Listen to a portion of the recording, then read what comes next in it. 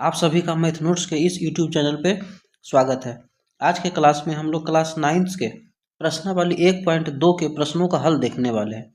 चलिए आज का सेशन स्टार्ट करते हैं। आज का सेशन का पहला क्वेश्चन क्या दिया हुआ है कि नीचे दिए गए कथन सत्य है या असत्य, कारण के साथ अपने उत्तर दीजिए। तो सबसे पहला क्वेश्चन इसमें कह रहा है कि प्रत्येक अपरिमेय संख्या एक वास्तविक संख्या होती है। तो यहाँ से हम लोग हल करते हैं। इसका कारण भी देना है, पहले तो यहाँ बताना है सही है या गलत है, सत्य कथन है या असत्य कथन ये है। तो कह रहा कि प्रत्येक अपरिमेय संख्या एक वास्तविक संख्या होती है, तो ये कथन क्या है? सत्य है। अब क्यों सत्य कहेंगे? तो वास्तविक संख्या का परिभाषा स्मरण करेंगे, याद करेंगे। वास्तविक संख्या क्या होती है? तो वैसी संख्याएं वास्तविक संख्या कहलाती है, चाहे वो परिमेय संख्या हो या अपरिमेय संख्या हो, यानी दोनों प्रकार की संख्याएं वास्तविक संख्या के अंतर्गत आता है। कारण में क्या कह सकते हैं कि वास्तविक संख्या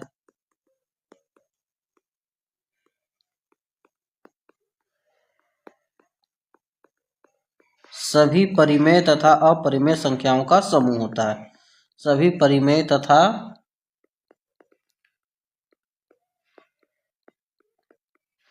अपरिमेय संख्याओं का समूह होता है।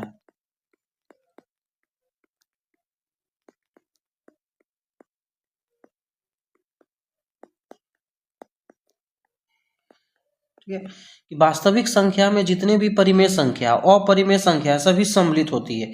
तो वही क्वेश्चन कह रहा है कि प्रत्येक अपरिमेय संख्या जितना भी अपरिमेय संख्या है सभी वास्तविक संख्या होती है। तो ये कथन क्या होगा? सत्य होगा। एग्जाम्पल से समझते हैं। जैसे यहाँ पे जैसे यदि हम लोग बात करते हैं √2, तो √2 कैसी संख्या है? तो यह अपरिमेय संख्या है। यह कैसी संख्या है? अपरिमेय संख्या है। और इसके साथ ही साथ यह वास्तविक संख्या भी है। यह वास्तविक संख्या भी है। √5 का बात करते हैं तो यह भी क्या है? अपरिमेय संख्या। और साथ ही साथ यह कैसी संख्या? यह वास्तविक संख्या के अंतर्गत भी आता है। √10 का बात करते हैं तो √10 कैसी संख्या? अपरिमेय संख्या है। इसके साथ साथ यह वास्तविक संख्या भी आता है। इसलिए पहला कथन क्या होगा? आपका सत्य होगा। अब दूसरा क्वेश्चन कथन कह रहा है यहाँ पे कि संख्या रेखा का प्रत्येक बिंदु √m के रूप का होता है, जहां m एक प्राकृतिक संख्या। तो यह कथन क्या होगा? यह कथन आपका असत्य होगा। असत्य किस प्रकार कहेंगे इसको? यदि हम संख्या रेखा दर्शाते हैं तो संख्या रेखा पे क्या होता है? ये आपका 0 होगा। संख्या रेखा के बायां तरफ ये माइनस वाला जितना भी संख्या जाएगा, जैसे -1, -2, -3, इस तरह का हम लोग रिप्रेजेंट करते हैं। इधर आपका प्लस होगा 1, 2, 3, 4, 5। तो यहाँ पे कह रहा है संख्या रेखा का प्रत्येक बिंदु √m के रूप का होता है, जहाँ m एक प्राकृतिक संख्या। अब यदि हम लोग मान लेते हैं 2 को हम रिप्रेजेंट करना चाहते हैं, यदि 2 असत्य कथन हो जाएगा तो यहाँ हम लोग कारण लिख सकते हैं कि संख्या रेखा का प्रत्येक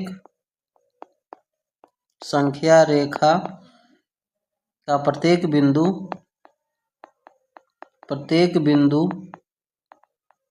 जरूरी नहीं कि पूर्ण वर्ग संख्या हो। पूर्ण वर्ग संख्या हो, यानी थर्ड नंबर क्वेश्चन के तरफ थर्ड नंबर क्या करा? प्रत्येक वास्तविक संख्या एक अपरिमेय संख्या होती है। तो जितना भी वास्तविक संख्या है क्या वह अपरिमेय संख्या होगा? ठीक है, तो यह कथन क्या होगा? यह कथन आपका असत्य होगा।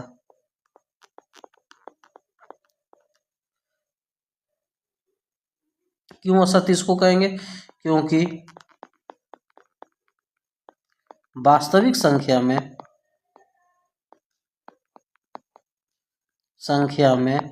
सभी परिमेय तथा अपरिमेय दोनों सम्मिलित होती है। सभी परिमेय तथा अपरिमेय दोनों सम्मिलित होती है।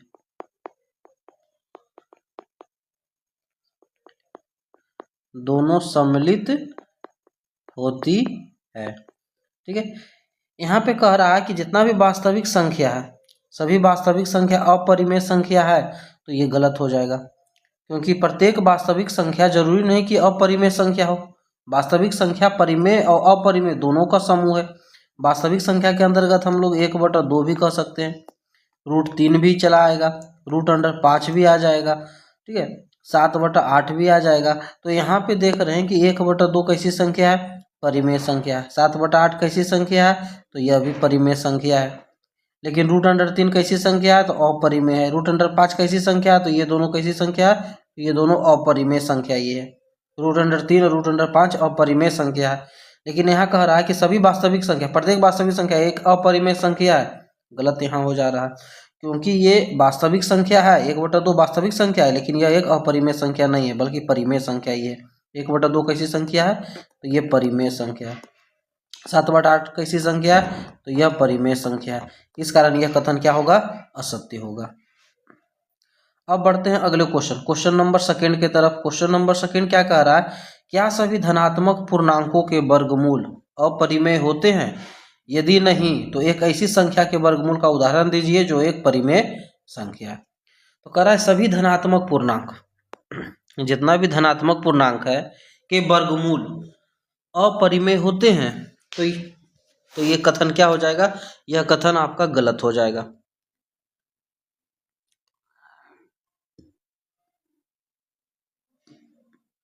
ठीक है, तो यहाँ हल करेंगे हम लोग। क्या सभी धनात्मक पूर्णांकों के वर्गमूल अपरिमेय होते हैं? तो नहीं, यहाँ लिखेंगे नहीं।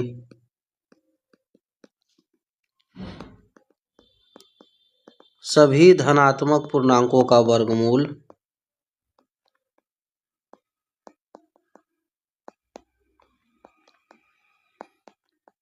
सभी धनात्मक पूर्णांकों का वर्गमूल अपरिमेय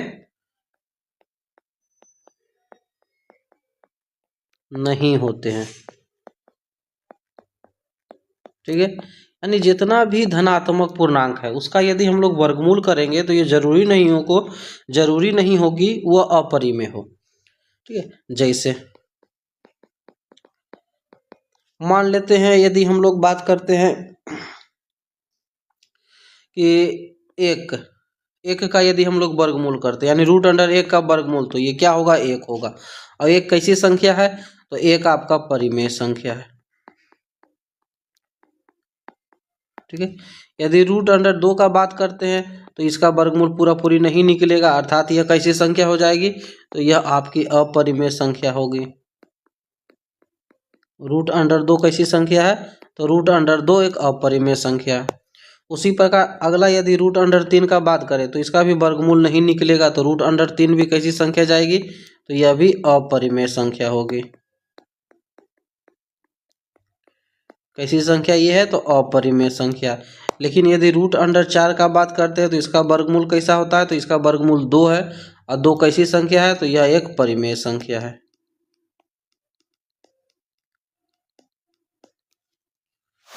ठीक है, इसके अलावा यदि हम लोग √9 का बात करें तो इसका वर्गमूल क्या आएगा, 3 आएगा। यह भी कैसी संख्या है, तो यह परिमेय संख्या है। तो यहाँ पे कह रहा है तो ऐसी संख्या के वर्गमूल का उदाहरण दीजिए जो एक परिमेय संख्या है। तो यहाँ पे क्या कर सकते हैं, √1, √4, √9, ठीक है ना, यानी 1, 4, 9 इत्यादि के वर्गमूल एक परिमेय संख्या प्राप्त हो रहे हैं। यहाँ 1, 4, 9 ... का वर्गमूल एक परिमेय संख्या प्राप्त हो रहे हैं। एक परिमेय संख्या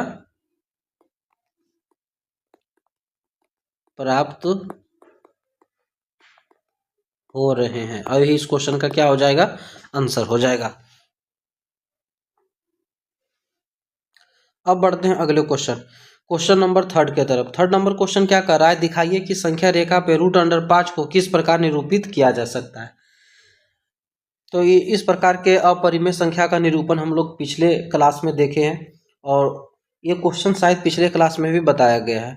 अब इस क्वेश्चन को फिर से हम लोग रिवाइज करते हैं और समझने का प्रयास करते हैं कि इसका निरूपण हम लोग संख्या रेखा पे किस प्रकार करेंगे। तो यहाँ से हल करते हैं इस क्वेश्चन का। क्या कह रहा है कि √5 को किस प्रकार निरूपित करते हैं। तो सबसे पहले एक हम लोग त्रिभुज बनाते हैं। कौन सा त्रिभुज, समकोण त्रिभुज, और इसे समझने का प्रयास करते हैं। तो यदि समकोण त्रिभुज में हम लोग आधार को 2 ले लें और ये ऊंचाई को 1 ले, तो कर्ण बराबर क्या जानते हैं? तो कर्ण क्या होता है? तो कह सकते हैं कि लंब का स्क्वायर प्लस आधार का स्क्वायर का रूट अंडर। तो 2 का स्क्वायर 4 और 1 5, यानी ये चलाएगा आपका रूट अंडर 5। यदि संख्या रेखा पे हम लोग आधार को 2 ले लें और उलंब को 1 दर्शा दे और उसके बाद इस दोनों बिंदु को मिला दे, तो जो हमको संख्या रेखा, जो हमको लंबाई प्राप्त होगी, जो दूरी प्राप्त होगी, वो किसके बराबर होगा? रूट अंडर 5 के बराबर होगा। और इसी को हम लोग संख्या रेखा पे दर्शाने को अभ्यास करते हैं। क्या करेंगे? सबसे पहला काम हम लोग करेंगे, एक सरल रेखा खींच लेंगे। ठीक है, इस प्रकार सरल रेखा खींच लेंगे और इस रेखा पे हम लोग कहीं इंडिकेट कर देते हैं, इस बिंदु का नाम डाल देते हैं O। और क्या करते हैं, कितना इकाई लेते हैं? तो 2 इकाई, यहाँ नाम डालते हैं A और इसका माप कितना है? तो 2 इकाई। तो रचना की विधि भी साथ में लिखते चलेंगे कि OA बराबर 2 इकाई लिया। सबसे पहला काम करेंगे, एक संख्या रेखा खींचेंगे, यानी एक रेखाखंड खींचेंगे, उस पर 2 इकाई का एक रेखाखंड ले लेंगे। अब उसके लेने के बाद ए पर हम लोग लंब खींचेंगे। ए पर क्या करेंगे? लंब खींचेंगे, अर्थात 90 डिग्री कोण बनाते हुए लंब खींचेंगे और इसका नाम हम लोग क्या डाल देते हैं? इसका नाम हम लोग बी डाल देते हैं। तो यहाँ पे लिखेंगे ए पर ए बी लंब 1 इकाई खींचा। ठीक है, इस ए बी पर जो लंब खींचे उसका माप कितना होगा? तो यह 1 इकाई के बराबर होगा। अब उसके बाद क्या काम करते हैं हम लोग? ओ और बी को मिलाते हैं। ओ बी को मिलाया,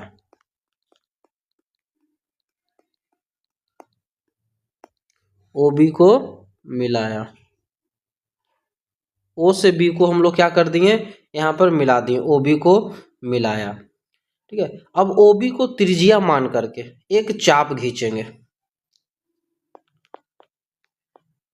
ओ बी को त्रिज्या मानकर